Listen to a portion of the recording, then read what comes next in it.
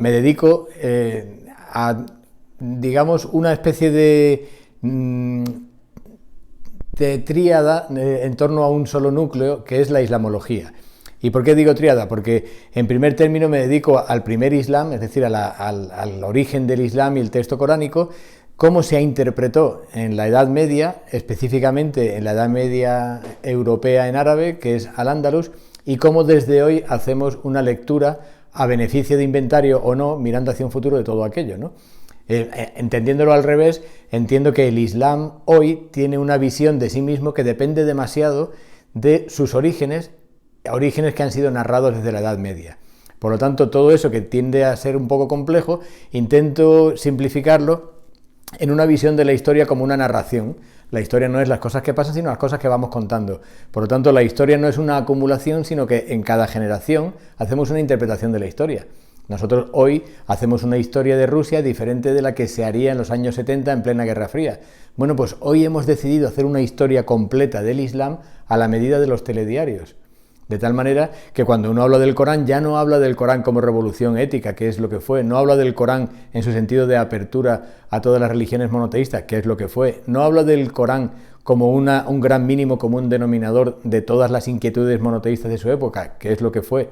No habla del Corán como la gran arabización del monoteísmo, que es lo que fue, sino que habla como de un ovni que llegó en medio del desierto para crear un magma extraño, una plaga de langostas, lo llaman algunos historiadores españoles, que llegó por todo el Mediterráneo mediante la fuerza y así se expandió hasta la península ibérica, que estábamos todos muy felices y acabamos con aquella paz porque el Islam lo único que trae es la guerra.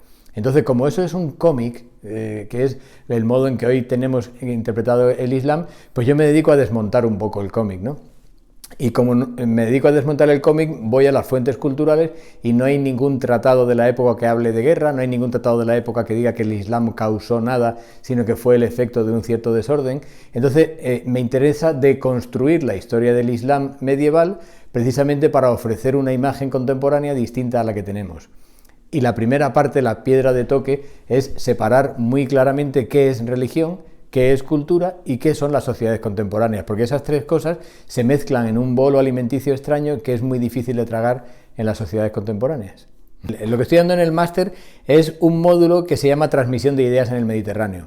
Entonces hablo de la transmisión filosófica del neoplatonismo, que en realidad es mucho más simple de lo que pueda parecer por la terminología, porque en el neoplatonismo está la idea de que Dios es uno, de una cierta ética, de un cierto comportamiento humano acorde con la idea que tenemos de Dios.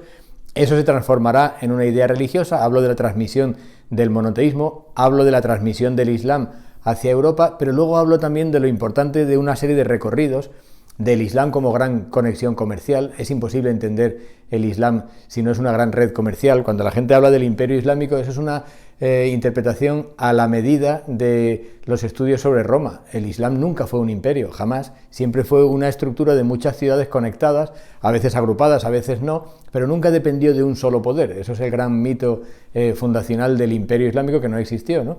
Y entonces hago hincapié en la llegada de todas esas ideas al Al-Ándalus. Hoy, por ejemplo, hemos dado cómo llegan la enciclopedia de los hermanos de la pureza, que es toda la recopilación del saber de la antigüedad en árabe a la península ibérica, y cómo llega también una serie de ideas de que el ser humano tiene que despertar por sí mismo a la ciencia, a la cultura, a través de un libro que para mí es esencial para comprender la cultura universal, que es Hayy ibn Yaqzan, traducido fatal al español como el filósofo autodidacta, que fue el principio del Renacimiento europeo.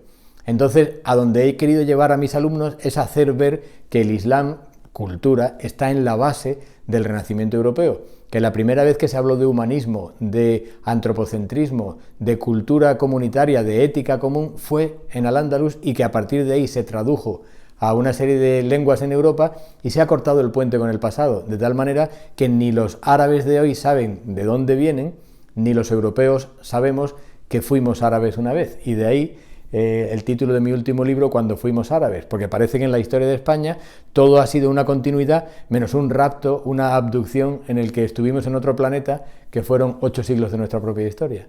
Pero una de las grandes controversias que yo he podido plantear en la vida intelectual ha sido que yo no veo la conquista por ninguna parte, a menos que ideológicamente se plantee que hubo una conquista del Al-Ándalus porque hubo una reconquista de España. Es decir, nosotros hemos forjado una idea natural de una nación-estado, España, y hemos decidido que el ente jurídico abarca todo lo demás.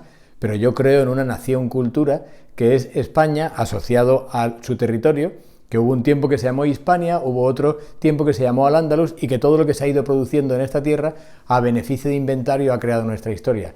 Por tanto, creo en las capas de autoría de nuestra historia y no una sola autoría nacional católica, como nos vienen contando. Entonces, para mí Al-Ándalus es un tiempo fundamental de conectividad con Oriente que fertiliza el Renacimiento. Entonces, no solamente mentimos a nuestro presente si no aceptamos eso entre nuestros antepasados, sino que no entendemos el capítulo fundamental que es el papel que tuvo España en el Renacimiento europeo. En España, cuando se silencia algo, se silencia con hostilidad, es decir, porque no se quiere saber. No es una ignorancia del no conocimiento, sino es una ignorancia de haber encerrado ese saber. A mí me parece que la negación de Al-Ándalus es importantísima para la forja de un carácter español muy extraño, un español a la medida de una cierta Europa central. Yo, por ejemplo, cuando se crea la política euromediterránea en la Unión Europea, siempre he pensado que ese guión es traicionar nuestra propia historia, porque decir que lo euro tiene que unirse a lo mediterráneo es negar la propia mediterraneidad de Europa, y Europa es mediterránea, la propia idea de Europa nació en el Mediterráneo. Entonces la reivindicación del pasado europeo medieval es lo que a mí me lleva a entender que tenemos que asimilar lo árabe. Ahora bien, ¿qué ocurre? Que cuando una persona asimila lo árabe no es como si asimila lo griego o como si estudia el sintoísmo. Es que el Islam hoy día al español, al europeo medio, no le gusta. Hay un rechazo a lo islámico y hay un grupo de gente que está asociando en un mismo saco al terrorismo islámico, al problema de la emigración, al problema de la inexistencia de lazos culturales con el otro. España está muy cerca de Marruecos, que lo tiene justo enfrente. Hay una serie de cosas que se han mezclado intencionadamente y se le pone a todo un sesgo de medievalizante e invasivo para que la persona hoy día, cuando le digas Islam, diga alteridad, diga invasión. De tal manera que cuando viene un niño refugiado sirio, tú no estás viendo a un niño, estás viendo a el representante de esa alteridad hostil que nos invadió en algún momento. Entonces, en España ahora mismo es más importante que nada ponernos en paz con nuestro pasado y ponernos en paz lógica con nuestro presente. Hay de un aumento en toda Europa, hay de un aumento en Estados Unidos, pero eso no es noticia. Y ha ocurrido, cuando alguien muere en un acto de islamofobia, eso no tiene una repercusión mediática, pero si hay un musulmán a la redonda, a 10 kilómetros a la redonda de cualquier cosa que haya ocurrido, van a ir a buscar la pátina islámica en todo esto, ¿no? Cuando está habiendo ahora una reinstauración de un cierto terrorismo de Estado o antiestado en Colombia, la gente no llama a eso terrorismo cristiano. Pero cuando un musulmán pone una bomba sí se llama terrorismo islámico.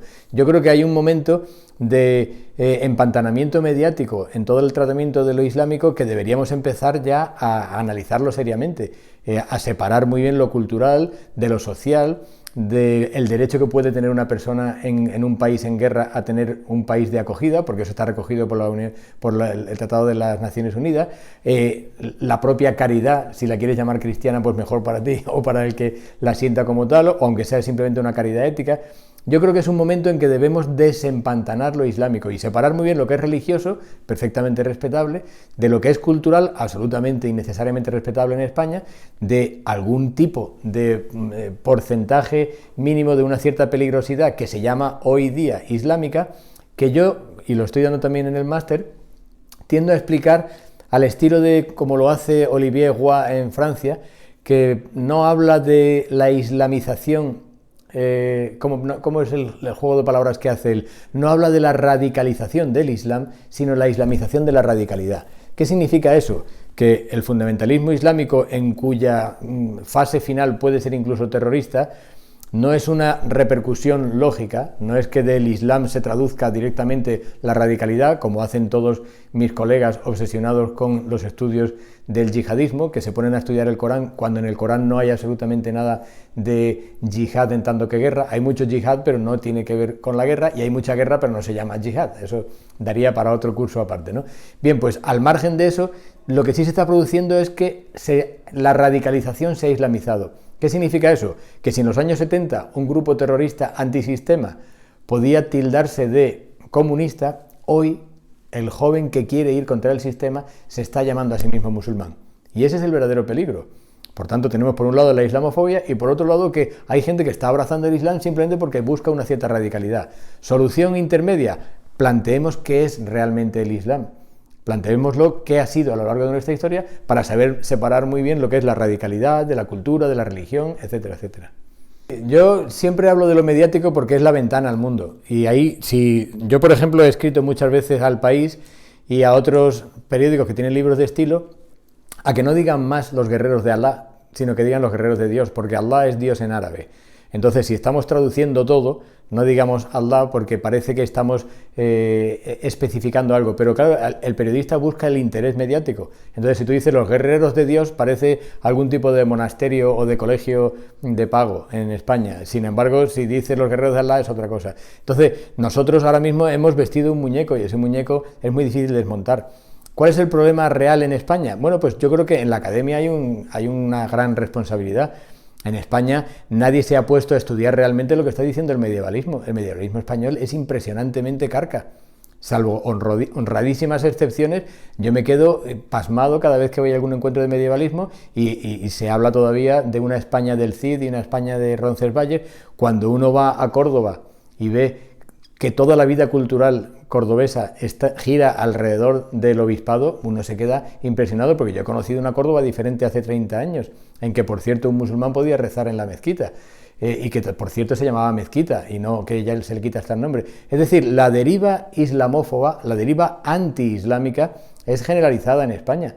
Por lo tanto, pues libros o labores como la que yo puedo ir haciendo son seguramente como peinar el mar, no tiene ningún sentido, pero yo creo que tenemos una obligación ética de ser medianamente honrados los académicos, y al menos no podemos ser objetivos porque somos sujetos, seamos honrados, ¿no? Los estudios de género deberían meterse en los estudios teológicos porque a lo largo de toda la historia de las religiones uno ve cómo hay un origen prácticamente femenino en todas las deidades y en todos los cultos y en todas las representaciones literarias de los libros sagrados, que se va perdiendo con el tiempo. Si hay algo que une hoy a todos los grandes sistemas religiosos es un machismo a ultranza. Si hay algo que realmente comparten todos los sistemas religiosos es un machismo. Ahora bien, cuando uno lee el Corán y lee lo que dice realmente sobre la mujer, sobre la propia María, cuando uno lee lo que realmente significa el famoso versículo sobre dale 100 veces con una vara verde, que no es una vara verde, sino es una hierba, y es precisamente para sustituir a una persona que había jurado darle 100 palos. Es decir, cuando uno entiende que el Corán es un texto feminista en la medida en que mejora la situación hasta ese momento de la mujer, cuando uno lee el Antiguo Testamento y ve que cuando Dios es generoso, cuando Dios regatea con sus profetas, al decir y Dios se conmovió, esa expresión en hebreo utiliza la palabra rahma, que es la misma que en árabe es útero, y uno llega a la conclusión semántica, porque no puede ser otra, que ese Dios al que se le mueve el útero porque es generoso es un Dios femenino. Yo creo que hay una lectura femenina de todos los textos sagrados que nos alejan un poco de la visión que tenemos de la imposición de la religión. Un colega mío predecesor que ya falleció, Alberto Díaz Tejera, planteaba que la religiosidad mediterránea fue siempre en torno a las diosas blancas, como el famoso libro de Robert Graves, fue siempre de diosas madres porque estaba asociada a la agricultura. Y eran religiones circulares en que se hablaba del paso de las estaciones y tal y cual, asociado incluso a la propia visión cíclica de los ciclos tanto de la mujer como de la vida en torno a la mujer y nacimiento de nueva vida, etcétera, etcétera. Pero todo eso acabó con las invasiones de los pueblos del norte y los pueblos del sur. Él pone el caso concreto de los aqueos, que introducen a la religiosidad griega femenina unos dioses que son dioses padre, y a partir de ahí, pues todo lo que estamos generando después, que las diosas dan un paso atrás, Isis, Astarte, etcétera, etcétera, y son los dioses padres los que dan un paso adelante, ¿no? Yo creo que hay una lectura de género de los textos sagrados que descubriríamos a través de la arqueología semántica cómo aquello se planteó como una teología femenina y se perdió por el camino. Para entender la parte mía del módulo de la transmisión de las ideas del Mediterráneo, yo recomendaría cualquier libro de Juan Bernet, de los clásicos que tiene Lo que Europa debe al Islam de España. Además se llama así ese libro. Es un tratado sesudo de todo lo que se hizo en España, de tradición griega, pero reelaborada en árabe, y cómo todo eso fertilizó la ciencia europea. Recomendaría también un libro de un inglés llamado Jerry Bruton, está en español, que se llama El Bazar del Renacimiento, y plantea que el Renacimiento, desde el propio de la palabra renacimiento, te quiere hacer ver que hay que acudir a Grecia y Roma para no mirar a la Edad Media. Y entre otras cosas, diría Juan Bernet, porque la Edad Media no es que sea oscura, es que está escrita en árabe y por eso no la entendemos, ¿no? Entonces, ese libro de Jerry Bruton, El Bazar del Renacimiento, lo que dice es que el Renacimiento en realidad fue un gran bazar y que estuvo fertilizado siempre por ideas que venían de Oriente, ya fueran desde el sur islámico como desde el norte, digamos, de Italia con la ruta de la seda, ¿no? Recomendaría también un libro mío que se llama Cuando fuimos árabes, que en realidad es la explicación de por qué yo pienso las cosas que pienso en este sentido a lo largo de 30 años de islamología.